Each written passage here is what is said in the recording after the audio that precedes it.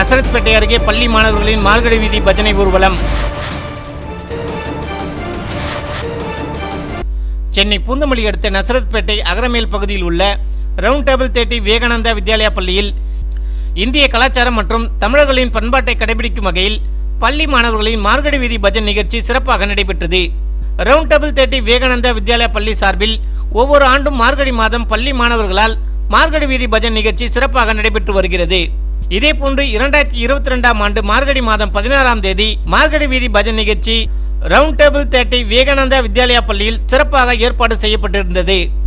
Round table 30 Vivekananda Vidyalaya பள்ளியில் இருந்து தொடங்கிய மார்கழி வீதி பஜன் நிகழ்ச்சியில் பள்ளி குழந்தைகள் ஆண்டாள் கிருஷ்ணர் வேடமிட்டு பள்ளி மாணவர்களின் பேண்டு வாத்தியம் முழங்க பக்தி பஜனை பாடல்கள் பாடியபடி அகரமேல் பகுதியில் உள்ள முக்கிய வீதிகள் வழியாக ஊர்வலமாக வந்து அகரமேல் பகுதியில் உள்ள 1000 ஆண்டுகள் பழமையான ஸ்ரீ பச்சைவாரண பெருமாள் மற்றும் ஸ்ரீ முதலியாண்டான் திருக்கோவிலை வந்தடைந்தனர்.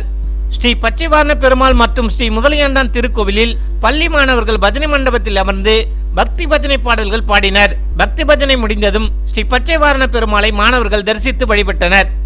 இந்த நிகழ்ச்சியில் பள்ளி ஆசிரியர் பெருமக்கள் மாணவர்களின் பெற்றோர்கள் ஆர்வத்துடன் கலந்து கொண்டனர்.